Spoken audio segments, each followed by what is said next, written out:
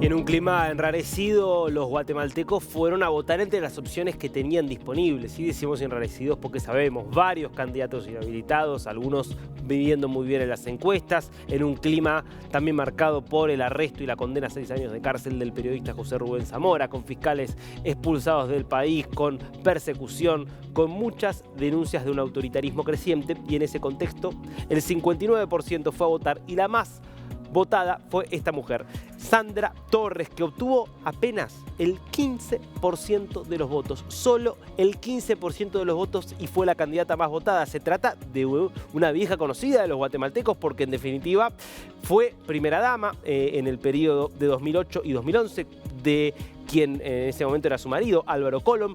Se separó de su marido, se divorció para poder ser candidata a presidente en 2011, a pesar de que la ley prohíbe que los cónyuges sean candidatos. Finalmente fue inhabilitada precisamente por eso, pero lo intentó de vuelta a ser candidata en 2 ocasiones, tanto en 2015 como en 2019. En ambos casos logró entrar al balotaje y en ambos casos fue derrotada.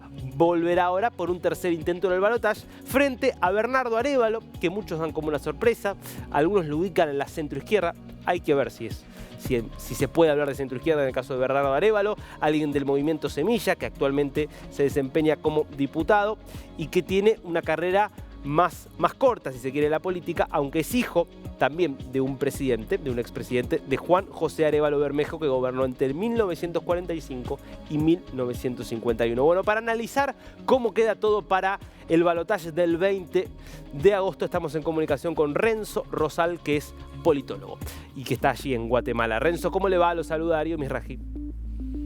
Un placer, un gusto estar con ustedes. A la orden. Renzo, lo primero, 15% saca la persona más votada en estas elecciones. ¿Qué nos está diciendo esto acerca de este proceso electoral que vivieron los guatemaltecos? Bueno, creo que un factor de carácter formal es la gran cantidad de partidos que existen en el país, 30 partidos, 22 binomios presidenciales. Eso implica un alto nivel de dispersión del voto. El otro elemento fundamental, y que es quizás la nota más sobresaliente, es el marcado aumento del voto nulo. Es decir, el voto nulo junto con el voto en blanco agruparon más de 1.000.000, cerca de 1.200.000 votos. Es decir, fue el resultado más alto en la historia del país y sobrepasa mucho cualquier resultado de cualquiera de los candidatos. Entonces, eso lo que indica es un alto nivel de desafección frente al sistema político, frente al perfil generalizado de los candidatos, frente a la política, digamos, en general, que ya de alguna forma teníamos un síntoma, una primera expresión en las elecciones anteriores, en 2019, cuando hubo un partido político que ahora desapareció, el Movimiento de Liberación de los Pobres, que en aquella ocasión fue, entre comillas, digamos, la sorpresa, ocupando el 4º lugar de la elección presidencial. En este caso, entonces, vemos como una segunda etapa, o mejor dicho, se consolida esa expresión ciudadana en buena medida antisistema, que se expresa entonces electoralmente con el voto nulo, el voto en blanco, y también ahora con la opción que también para el propio movimiento Semilla quizás está sorpresivo este resultado de que ahora junto con la UNE pasan a segunda vuelta electoral. ¿Qué podemos decir acerca de Sandra Torres, que ya lo comentaba recién, figura realmente muy repetida de los últimos años de la política guatemalteca, y de esta sorpresa, si es que se lo puede llamar sorpresa, de Arévalo? En el caso de Sandra Torres y la UNE, como ya ustedes lo plantearon en el preámbulo, esta es la tercera ocasión que va como candidata, cuarto en un intento, pero que la Corte de Constitucionalidad no le dio paso. Representa un partido en buena medida consolidado. La UNE es quizás, es un partido que tiene algunas particularidades, valga la redundancia, el hecho de que hizo gobierno. Hacer gobierno en Guatemala implica comenzar de ahí en adelante un proceso de debilitamiento creciente. En el caso de la UNE no, hizo gobierno en el periodo 2008-2012 y se mantiene vigente. Sin embargo, estos resultados, este 15%, lo que indica es que no, ese resultado menor que tiene la UNE en su historia, y por lo tanto indica que ya comienza también a tener dificultades. Y es un partido que se ha movido de tener supuestamente un cierto contenido socialdemócrata cuando hizo gobierno, ahora es un partido de derecha no extrema, pero sí de derecha como tal. Las propuestas de alguna forma un poco más reformistas que planteaba ese partido ahora se han ralentizado, se ha modificado e inclusive el candidato a la vicepresidencia que acompaña a Sandra Torres es una persona que ha sido durante toda su buena parte de su vida pastor evangélico, lo cual indica ese corrimiento de, digamos, de una izquierda moderada, ahora ubicarse a una derecha. Eso en principio. Y ahora encontraremos entonces en esta segunda vuelta del 20 de agosto dos opciones, yo diría con bastante claridad. Corríamos mucho el riesgo de que hubiese para segunda vuelta dos opciones que tuvieran mucho parecido y que en buena medida fueran las dos representativas de la continuidad.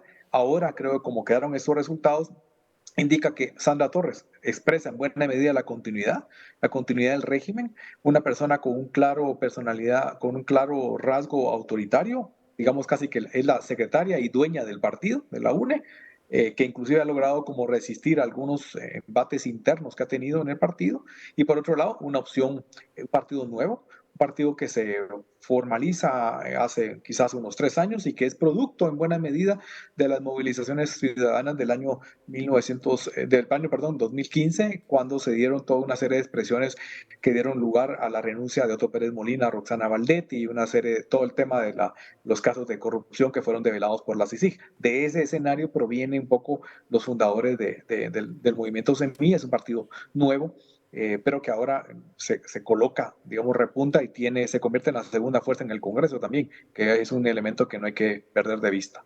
Si vamos a los antecedentes anteriores de las últimas dos elecciones, con una Torres que aparece como una figura fuerte, pero que cuando tiene que enfrentarse a un balotaje, donde hay que elegir al menos malo, vamos a decirlo así, termina perdiendo. ¿Puede repetirse este escenario? ¿Qué puede hacer de diferente Torres para evitar que le vuelva a pasar lo mismo que le pasó en las dos elecciones pasadas? Creo que en esta ocasión Sandra Torres, yo creo que le había tomado de alguna forma la medida a servir dicho de otra forma, de escalera para quien se enfrentara con ella, ganara esa opción, cualquiera que fuera, por el nivel de antivoto que tiene Sandra Torres. Sin embargo, creo que en esta ocasión ella vislumbra que es quizás su única oportunidad y quizás la última oportunidad de ser ella la ganadora, de no servir de plataforma a nadie, sino ser ella. Para ello creo que tiene organización a nivel territorial, tiene experiencia, tiene datos ahí que le dan. Sin embargo, se enfrenta con esta, digamos, voluntad o este deseo que ha quedado muy explícito en la jornada de ayer en términos de la desafección frente a los políticos tradicionales. Y Sandra Torres es, digamos, una de las principales representantes de eso, de la política tradicional en el país. Así que su nivel de antivoto, el provenir de lo que hoy por hoy la ciudadanía está rechazando abiertamente, creo yo que se puede reflejar en tener una segunda vuelta bastante fuerte, bastante competitiva y con buenas posibilidades para que el candidato Bernardo Arevalo pudiera obtener la presidencia. Ahora, supongamos que se dé ese escenario, que Arevalo logra revertir y ganar gracias sobre todo al rechazo que genera la figura de Torres. ¿Cómo se gobierna un país teniendo una base real de solamente 12%, por más que después en la segunda vuelta tendrá que superar el 50%, pero digo, los que están convencidos de votarlo a Arevalo son el 12%, teniendo en cuenta el voto en nulo, el voto en blanco, teniendo en cuenta que es un partido en sí débil, no tiene una estructura como la que puede tener Torres?